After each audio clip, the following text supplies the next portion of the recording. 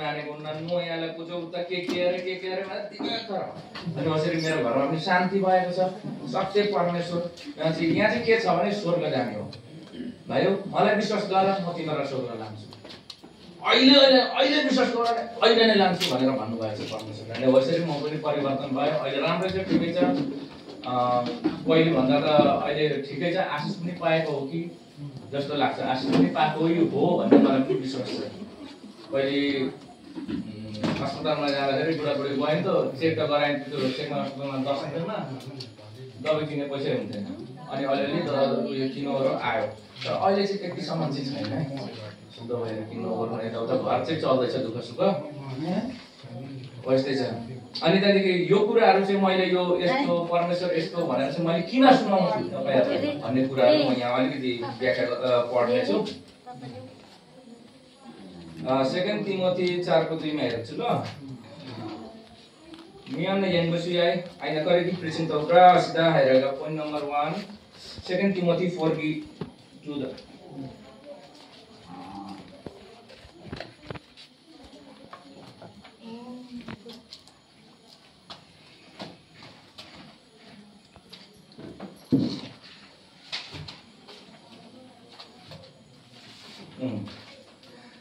यहाँ मैले लेखेर लेख्छु आज यो सुनाइदिनु पर्यो भनेर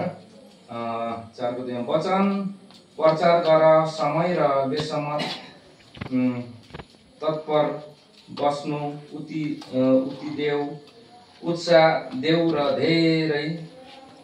धैर्य गर शिक्षा देऊ अनि शिक्षा दिने कुरामा नझुक भनेर यहाँ भन्नुभएको छ कि हामीले चाहिँ प्रचार गर्नु अरे नि त यो सुनाउनु अरे भन्दाखेरि यहाँ सुनाउने कुराहरू भयो अनि यसरी म ओजा हाम्रो ओजा कान्छौ यहाँ दिपक दाजुहरू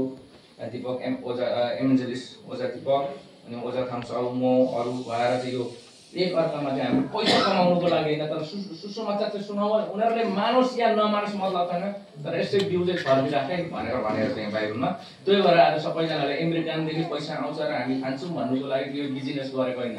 हो बिजनेस पनि हुन्छ तर उनीहरुको बिजनेसको लागि दोकानको बिजनेस हुन्छ कसैले एडभर्टाइज गर्ने हुन्छ कसैले कम्पनीको नयाँ आउँछ यस्तो उस्तो भन्छ तर यो चाहिँ स्वर्गको एडभर्टाइज हो यो कुरामा चाहिँ तपाईहरुको इच्छा हो कि जबरजस्ती क्रिस्चियन हुनु भन्ने कुरा छैन तर हामीलाई चाहिँ भ्यू चाहिँ छ त्यो सुसमाचार सुनाएको हो अनि यहाँले वचन पनि प्रचार गर भनेर भनेछ त्यसरी नै मर्कुस हो यसरी नै मर्कुस 15:16 मा पनि भनेछ प्रचार गर अघि यहाँ सरहरुले पनि भन्नु मर्कुस 15:16 सुसमाचार सुनाउनु अनि जसले विश्वास गर्छ जबरजस्तीको कुरा आएन हामीलाई जबरजस्ती भनेको छैन उहाँलाई जबरजस्ती भने जसले विश्वास गर्छ त्यसलाई पिता पुत्र अनि पवित्र आत्माको नाममा बप्तिस्म देऊ है ताकि त्यसको जीवनले चाहिँ कहिले पनि नरकमा चाहिँ जानु नपरोस् त्यसले चाहिँ अनन्त जीवनमा प्रवेश गरोस् अनन्त भन्ने कुरा चाहिँ के हो भने चाहिँ गाई हुनु परेन कुकुर हुनु परेन बिल्ली हुनु परेन कति त्यो के कति 74 के कति उयोको आत्मा फेर्छ र भने त्यस्तो हुनु पर्दैन 84 जुनी म जान्दिनै मलाई सघाउनु होस् नि तपाईहरुले त्यो गर्नु परेन ताकि अहिले विश्वास गर्नु भने तपाईहरुको अहिले नै तपाईहरु अब एउटा अघि यहाँ सरहरुले भन्नुभयो नि अघि सरहरुले भन्नुहुन्छ येशू ख्रीष्ट आउँछ अनि हामीलाई लान्छ भने येशू ख्रीष्ट नआइकिन हामी मर्यो भने कहाँ लान्छ त्यो पनि एउटा क्वेशन आयो नि त उ नआइकिन हामी मर्यो भने चाहिँ कति मरिरहेछ दिनको दिन तिनीहरु क्रिस्चियनहरु चाहिँ कहाँ गए त त्यहाँ पनि एउटा प्रश्न आउँछ है के गल्ती भन्दैछु तर येशू ख्रीष्टले चाहिँ के छ भने उहाँ आउँछ आउँदैन तर उहाँले चाहिँ स्वर्ग नि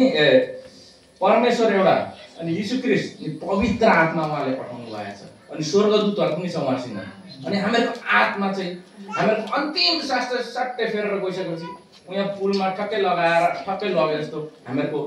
यो उयो चाहिँ के भन्छ आफ्नो आत्मा चाहिँ उहाँले चाहिँ स्वर्गमा लान्छ अनि अर्को कुरा स्वर्गमा लान्छ या नरकमा लान्छ उसको हातमा छ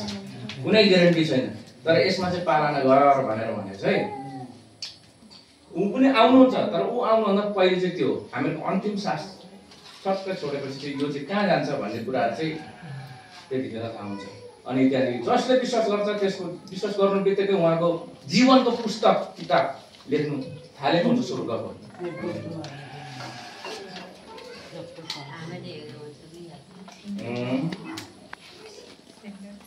साम नम्बर 51 यिङसे भजन सङ्ग्रह 58 मा शक्तिशाली परमेश्वर अथवा परम प्रभु बोल्नु भएको छ। सूर्यदेखि सूर्य अस्ताइन्जेलसम्म पृथ्वीका मानिसलाई बोलाउनु भएको छ। अब मलाई मात्रै होइन, उहाँलाई मात्रै होइन,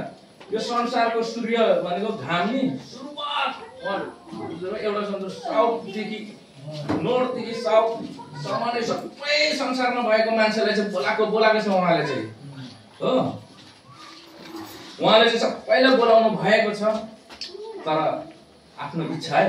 म सिधै भन्छु, जबरजस्ती होइन। कोल पनि मजाले प्याकेट चाहिँ खानु मजा आउँछ कि, काँचो कोल त रुच्दैन कसैलाई पनि, हो। यसरी तपाईँहरू पनि हेर्दै मजाले पाकोस्, मजाले विश्वास गर। अनि म चाहिँ बत्तिस गर्छु भन या गर्दैन भने जबरजस्तीको कुरा म चाहिँ क्लियर कट भनिदिन्छु। त्यो मैले अहिले तपाईँहरूलाई गर्नुपर्छ भनेर जबरजस्ती मैले गराएँ नि, त्यो तपाईँहरूलाई केही हुन्न, मलाई बहुत पाप लाग्छ त्यो कुराहरू पनि जान्दिनु। तर स्वर्ग जाने र अनन्त जीवन जाने बाटो चाहिँ यही बाइबल नै हो है। किनभने वेदले पनि भन्छ, 7:11 ऋग्वेदमा छ होला, होइन 6 एउटा मान्छे जन्मिन्छ, त्यसको खुनले मात्रै मानिसको पापहरू सबै जान्छ भन्ने छ नि। अनि त्यो अनुसार ठ्याक्कै यो आएको छ। अनि यहाँ यीशु ख्रीष्टको चाहिँ कस्तो कुनैको उयो भएन। अनि यीशु ख्रीष्टको चाहिँ खुनै खुन भयो, उहाँ मर्नु भयो, अनि फेरि पौडी उठ्नु भयो। पौडी नउठेको भए म पनि विश्वास गर्ने थिइनँ, तर उहाँ उठ्नु भएर मैले पनि विश्वास गरेर अझै सुसमाचार सुनाएर उहाँ स्वर्गमा जानुभयो। अनि